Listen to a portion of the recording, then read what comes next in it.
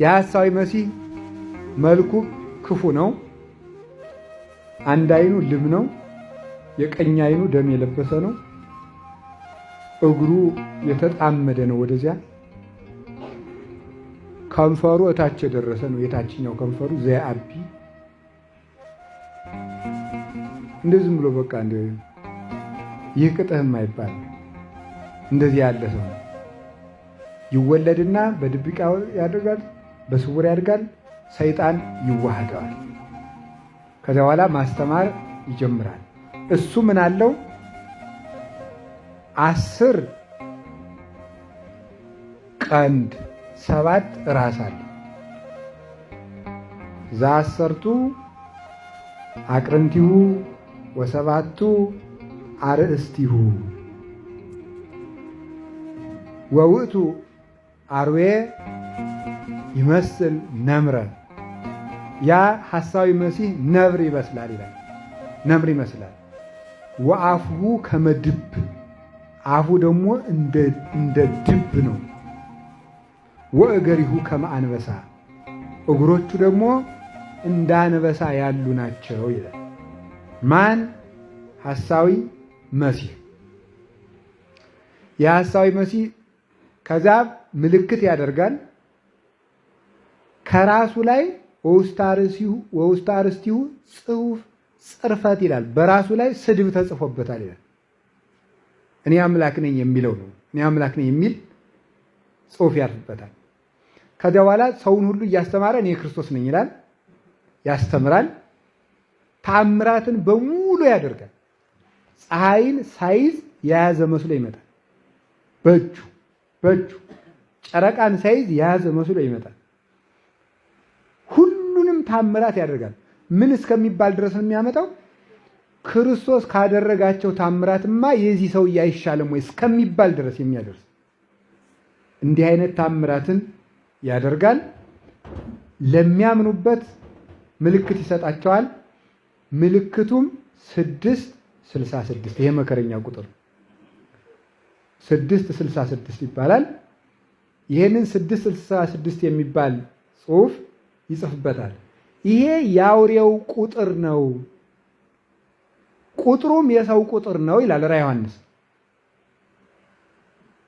ሁልቆ ሰብኡቱ የሰው ቁጥር ነው። ቁጥሩ 666 የሚለው የሰው ቁጥር ነው ይላል ዮሐንስ በራእዩ። ስለዚህ 666 ቁጥር አለው። ያንን ቁጥር ለሚያምኑበት ምልክት አድርገው በግንባራቸውና በቀኝ እጃቸው ላይ ይጽፉታል። ያንን የያዙ መገበያየት ይችላሉ። ያንን ያልያዙ ሰዎች ግን መገበያየት አይችሉም። ስለዚህ ምን ያደርጋል? ያስጨንቃቸዋል። በትምህርት በምን እንደሚያስጨንቅ ልብ በሉ። በትምህርት ያስጨንቃል። በታምራት ልብ ይሰልባል። ከዛስ ደግሞ ምን ያደርጋል? ደግሞ በኑሮ ያስጨንቃል። መኖር እንዲያቅተው ማለት ነው። ሰው መኖር እንዲያቅተው ያደርጋል። በኑሮ ይመጣበታል። መጨረሻ ላይ ምን ያደርገዋል? ደግሞ ይገላቸዋል። እምቢ ያሉት እንደዚህ አድርጎ በቤተ መቅደስ ላይ በሙሉ የእሱን ስዕል ያቆምበታል። ለእሱ እንዲሰገድለት ያደርጋል። ግፍን ሁሉ ያደርጋል። አውሬ ይመስላል የተባለው ይሄ ምንድን ነው የሚባለው? እንደ ነብር ይመስላል የተባለው ነምር ፍጥነት፣ ንፉግነት እና ጭካኔ ያለው ነምር ቶሎ ብሎ ምንድን ነው የሚያንቅ? አንገት አይደለም። የቤተ ክርስቲያን አንገቷ ምንድን ነው? ሃይማኖት ነው። ስለዚህ ሃይማኖቷን ያንቃታል ማለት ነው። ነብር ፈጣን ነው። ሐሳዊ መሲህም ፈጥኖ ያሳስታል። ምሕረት አያደርግም፣ ይገላቸዋል። እንደ ድብ ይቅርታ ለውጫዋለሁ። አፉ ከማንበሳ እገሪሁ ከመድብ ነው። እግሮቹ እንደ ጅብ ናቸው፣ እንደ ድብ ናቸው ማለት ያ እግሩ ብርቱ ነው። አጭር ነው ግን ብርቱ ነው። ሐሳዊ መሲህ የግዛቱ ዘመን አጭር ነው ግን ብርቱ ነው። በቤተ ክርስቲያን ላይ ሙሉ አቅሙን ይዞ ይዋጋታል። መከራ እንደዚያ ዘመን የሚጸናበት የለም። ከዚያስ ምን ያደርጋል? እንደ አንበሳ አፉ እንደ አንበሳ ነው ማለት አንበሳ ሲያገሳ አራዊት እንዲደነግጡ የሚያሸብር አዋጅ ያውጃል ማለት ነው። ሐሳዊ መሲህ እንዲሰለጥን የሚያደርጉት ወይም ደግሞ እሱ የሚያሰራቸው 7 ኃጢአቶች ናቸው። 7 ራስ የተባለው አንደኛው የአዳም ኃጢአት ነው። የአዳም ኃጢአት 2 ነው። ሕግ ማፍረስና አምላክነትን መፈለግ ማለት ነው። ሕግ ማፍረስና አምላክነትን መፈለግ ይሄንን ይሰራል፣ ያሰራል። 7ቷ ራሶቹ እነዚህ ናቸው። አንዱ።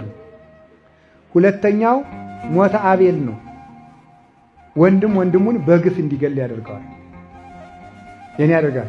3ኛው ኃጢአተ እስራኤል ነው። የእስራኤል ኃጢአት ነው። የእስራኤል ኃጢአት የእግዚአብሔርን ውለታ መርሳት ይባላል።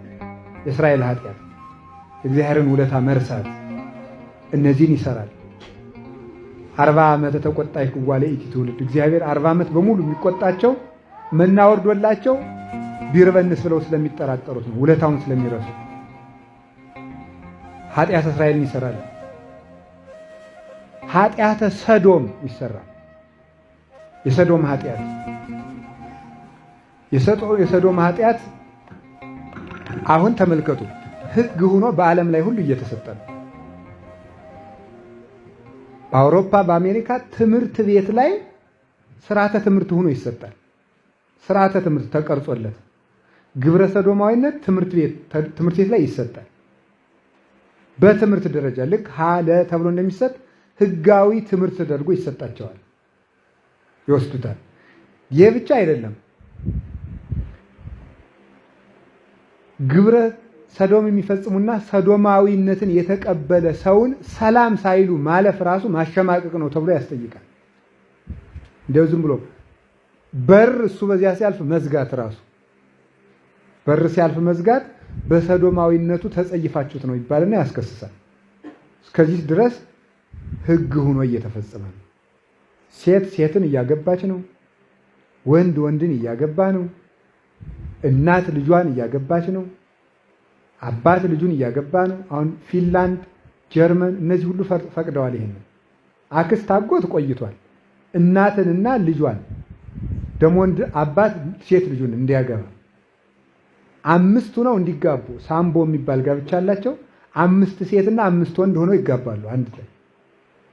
የሁሉ የ7 ካትን ኃጢአት ይሰራሉ። ኃጢአተ ሰዶም ይሰራል። ቅትለተ ዘካርያስ ይሰራል። ቅትለተ ዘካርያስ የሚባለው የትኛው ነው? የካህናት በቤተ መቅደስ መገደል ማለት ነው። እየተገደሉ አይደለም ዛሬ የተገደሉ ካህናትን በቤተ መቅደስ መግደል፣ ይሄ ይሰራል። በኋላ ደግሞ ምን ይሰራል? ሞተ ወልደ እግዚአብሔር ይሰራል። የክርስቶስ በግፍ መገደል ማለት ክርስቲያኖች ክርስቲያን በመሆናቸው ብቻ ይገደላሉ። በመሆናቸው ብቻ ምንም ሳያጠፉ። ይሄ በየትኛውም ሀገር እያየን ነው፣ አይናችን ማለት ነው። በጣም እኮ ያስደንቃል። ፖለቲከኛና ፖለቲከኛ ሲጣላ ሄዶ የሚገደል ክርስቲያን ነው። ህዝብና መንግስት ሲጣላ የሚገደል ክርስቲያን ነው። ምን የሚያስደንቅ ግፍ እየተፈጸመባት ነው በቤተ ክርስቲያኒቱ። ይሄ ሁሉ የሐሳዊ መሲህ 7 ራሶቹ ናቸው። እነዚህ ይሰራሉ። ጥቅመ ሰናኦር የመጨረሻው አንዱ ኃጢአት የሰናኦር ግንብ። የሰናኦርን ግንብ የሰራው ማን ይመስላችኋል? ናምሩድ የሚባል ስግብግብ ሰውዬ ነው። በዓለም ላይ የሚነሱ ስግብግብ ነገስታት ሁሉ የናምሩድ አባታቸው ናምሩድ ነው። ከሱ ነው የተማሩት ነው የሚባለው። አስመሳይ፣ አስተባብሮ ተንኮል የሚያሰራ እግዚአብሔርን የሚዋጋ ንጉስ ማለት ናምሩድ። እግዚአብሔርን ለመዋጋት ግንብ የሚሰራ ማለት ነው። ይህ ማለት የሰራዊት ግንብ፣ የተንኮል ግንብ፣ የምክር ግንብ፣ የእግዚአብሔር መንግስት ለመዋጋት የሚሰሩ ነገስታት ናቸው። እግዚአብሔር ለመዋጋት ይሄ ሁሉ ይሰራል። ስንት ራስ አለው? ስንት ቀንድ አለው? 10። እነዚህ ደግሞ የእሱን መንግስት የሚቀበሉት ምኖች ናቸው? ባለስልጣኖቹ ናቸው። ነገስታት ናቸው። 10 ቀንዶች የተባሉት በቀንድ ይወጉበታል አይደለም? ቤተክርስቲያንን የሚወጋባቸው የሐሳዊ መሲህን ፈቃድ የሚያስፈጽሙ ነገስታት ናቸው። እነዚህ 10 ቀንዶች አሉት። አንድ 10 ቀንዱ ነው የተባለ እንደ ዘንዶ ጨካኝ ነው ማለት ነው። እንደ ዘንዶ ጨካኝ ነው። ከይሲ ዘአስር ቀርኑ ብእሲ ዘክሌ ልሳኑ ነው ይባላል። ጨካኝ ነው፣ ዋሾ ነው፣ ደግሞ ውሸታም ነው። 5ቱም የውጩ 5ቱም የውስጡ ህዋሳቶቹ በሙሉ ቤተክርስቲያንን ለማጥፋት ይጠቀምባቸዋል። ጌታ ታስታውሳላችሁ፣ 5 የውጭ 5 የውስጥ ህዋሳት ሰጥቶናል። በእነዚህ እግዚአብሔር እናገለግልበታለን። ሐሳዊ መሲህ ግን 10ሩንም ህዋሳቱን እግዚአብሔርን ለመዋጋት ይጠቀምበታል። ይህን ያደርጋል። የአውሬው እሱም የወጣ ከምንድን ነው? ከባህር ነው የወጣ። ክርስቶስ የወጣ ከየት ነው? ምረጡ። ከየት ነው? ከሰማይ አትሉም እንዴ? አቤት ማባቡ ወጻይኩ አይደል? ወመጻይኩ ዘየ ከአባቴ ወጣሁ ወደዚህም መጣሁ፣ ከሰማይ ወርጄ መጣሁ ነው ያለ። ክርስቶስ ከሰማይ ነው የወረደ። ሐሳዊ መሲህ ግን ከዓለም ነው የሚገኝ፣ ከዓለም ይገኛል። ስለዚህ ምን ማለት ነው? ከባህር ሲወጣ አውሬው ከባህር የወጣ ነው ማለት ዓለም የምትከተለው ሰው ነው። ዓለምን ባህር ይላታል። ሞገዷ የበዛ ነው። ይህች ዓለም ሁከቷ ብዙ ነው። ባህር ነፋስን ተከትላ ትጓዛለች። ዓለምም ወረተኛ ናት። ስልጣንን ተከትላ ትሄዳለች። ከዚህ የተነሳ ከማፍቀሯ መጥላቷ ይቀድምባታል። ልክ እንደ አምኖን ፍቅር ናት። አምኖን ትዕማርን ነይ ብሎ አስመጣ። እህል አልበላው እስኪል ድረስና ሰውነቱ እስከሚከሳ ድረስ ይወዳት ነበር። የማይገባ ስራ ከሰራ በኋላ ግን ቀድሞ ከወደዳት ፍቅር ኋላ የጠላት ጥላቻ በለጠ ይላል። ይህንን ያህል የዓለም ፍቅር እንደዚያ ነው። ከመውዳዷ መጥላቷ ይጸናል። ይህንን የሚያደርግ ከባህር የሚወጣ ነው። መነሻው ምቾት ነው። አሁን ይህን ምን ያደርጋል እሱ?